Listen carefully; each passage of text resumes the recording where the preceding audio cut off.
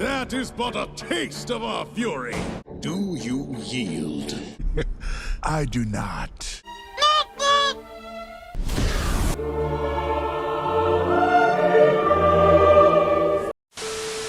Fans of animation, Nintendo, Mario, whatever it is, I think it's pretty safe to assume we just got a freaking awesome little teaser trailer for the Super Mario movie. So what we're going to be doing here for you guys is breaking down this teaser trailer, pointing out some Easter eggs you might have missed, trying to speculate a little further to what could be going down in this movie. I didn't think I could be this hyped for an animated Super Mario movie, but I also did not know it was gonna look like this, and I am blown away. I'm also need your guys' opinions down below. Were you blown away with this trailer? I think there's one specific thing we're all going to be discussing here today, but I don't think that's going to ruin our excitement for this movie. As well as hitting that like button and subscribing if you haven't already. I'm almost at 500k. Help a Super Mario brother out. Alright, so today we had the Nintendo Direct where they promised they would give us some Super Mario content. Probably the shortest Nintendo Direct we've ever gotten, but it was just because it was mainly going to be focusing on the movie. And although they introduced Chris Pratt and Jack Black, they did not waste any time to actually show us some footage, and this really was just a teaser. There's so many characters they have yet to show us, and there's a lot more exciting things headed our way. But let's just start off here. This Bowser floating castle in the sky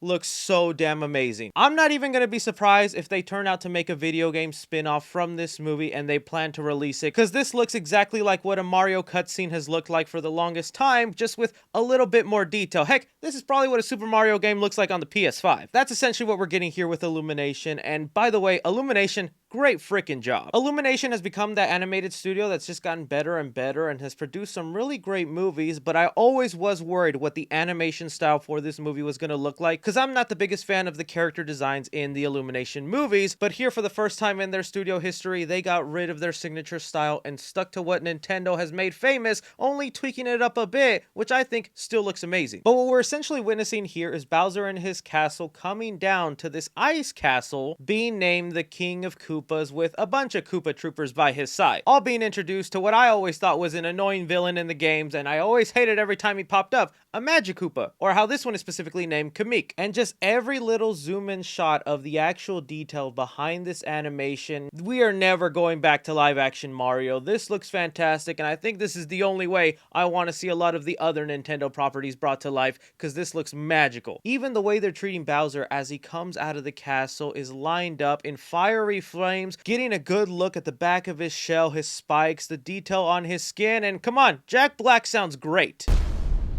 Open the gates! You can hear like a hint of Jack Black in there, but that still sounds like what you would expect from Bowser, and it has a menacing growling tone, which I really appreciate. If you want to get specific on some of the Koopa Troopers we have lined up here, we do have regular Koopa Troopers, then we have some that are winged that are known as Koopa Paratroopers. We also have this one with a red shell, some spikes, and an eye patch. There's not a Koopa Trooper that's exactly like him, but the closest thing is one named Spiny, but this looks just like a higher up ranking member in the Koopa Trooper lineup. Before we continue on with the ice castle and the little blue penguins, taking a closer look here at the floating castle, like this is exactly what we've seen before in a lot of the games. To me, it more reminds me of the Mario Kart levels where you're trying to avoid the lava, and you can pretty much bet if we get an inside look to this castle and everything going on, it's going to look like what we've seen from the video games. Now, as far as Bowser going to attack this specific ice castle, I was trying to look up a name for this specific castle, but the closest thing I could find is the name of the level that most of us remember them from, which is the Super Mario 64 level named Cool Cool Mountain. That's how I instantly recognized these penguins, because I was one of those sick children that would pick up the little penguin and then throw him off the cliff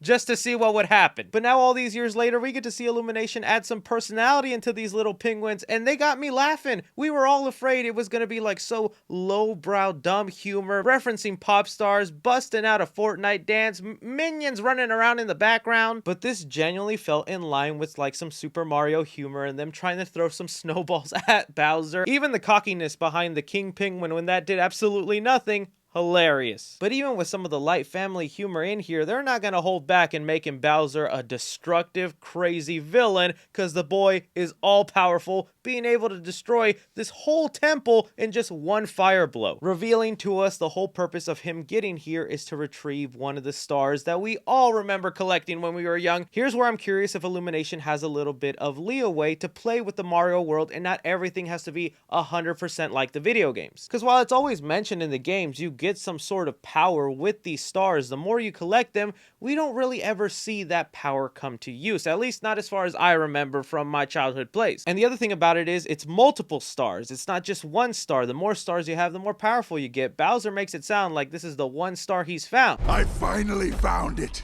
Now who's gonna stop me? I'm curious if he has other ones in his collection, and if he does, what do they do? What do they grant him? Are we going to be seeing some of the evolution forms of Bowser in here? Because that would be kind of awesome to see with the stars. Before we move on to the person that's going to stop Bowser when he asks, Now who's gonna stop me?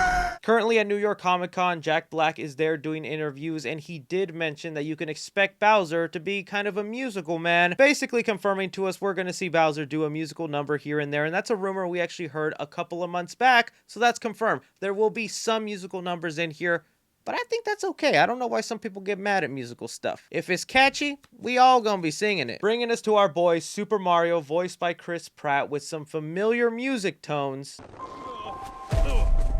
That is a nice one per note slowed down version of the Mario theme, and stuff like that just gives me little chills because those are noises we have heard all our lives in these video games, and now they're being adapted for the movie. I also want to mention it's not that noticeable unless you slow it down, but seeing the animation behind Mario, he feels a lot more animated. Like there is some actual physics going on with the way his overalls move, his shirt, his hat, even the way his face jiggles being a pudgy man. Like a me! We already talked a little bit when Mario's face got leaked, how it looks slightly different, but I think in motion, it still looks like Mario. This isn't jarring or really different that it's bothering me. But this is also where we get our first clue to what exactly this story could be like, and it looks like they're going the route of the old Mario cartoon show and the old Mario live action movie, where Chris Pratt's Mario might actually be a human from the real world that gets transported to this world. Just the look on his face after he comes out of the little pipe and stares at all the giant mushrooms around him and is just so in awe and looking at it all like this is the very first time lets us know Mario is not used to this world. This is not what his universe usually looks like. So him and his brother most likely will be plumbers who get sucked into this world. I don't know why you got to do that in animated form. If I really had to take a guess, it's so we could do the fish out of water story. That's where a movie purposely brings in a character that knows nothing about the world so that way they can be the explanation for the audience. And I guess that's what Mario and Luigi are going to be. They're going to be the explanation for how things work in the Mushroom Kingdom. Not a big gripe or complaint. I just thought it was interesting they chose to go that route again. Also, it was one thing to see this universe on the poster they release. It's another to actually see lighting, butterflies, grass, rivers. This world looks so gorgeous. Illumination and animation artists who worked on this movie, pat yourselves on the back because this thing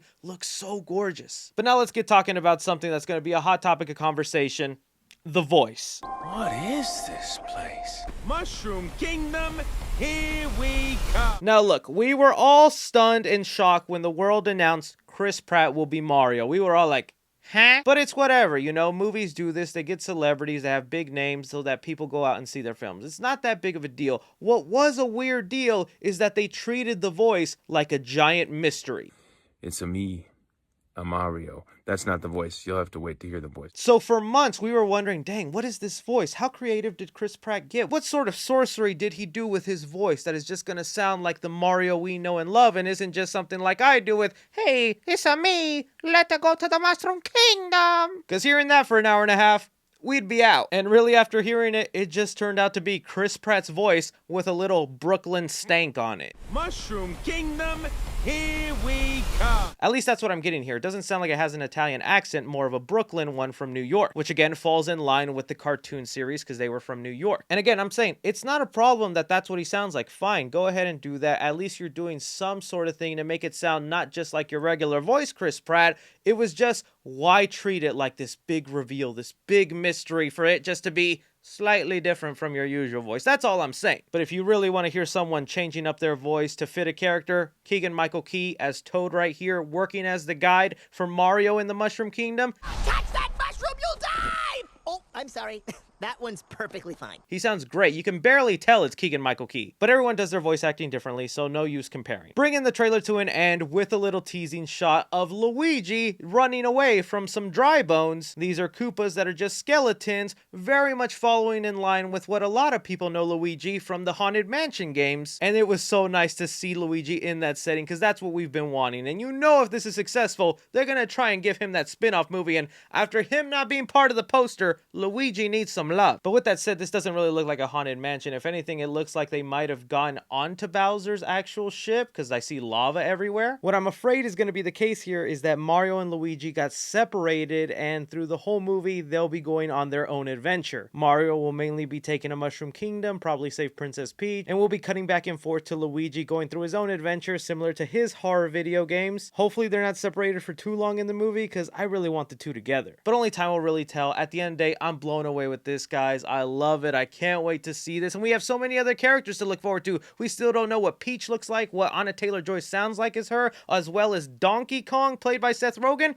When they bust that boy out, it's time to put on costume number 2. Be sure and leave me your opinions down below. Don't be forgetting to hit that like button. Subscribe if you haven't already. Follow me on Twitter at 3CFilms or on TikTok at 3CFilms. But as always, it's me, Chris. Take care.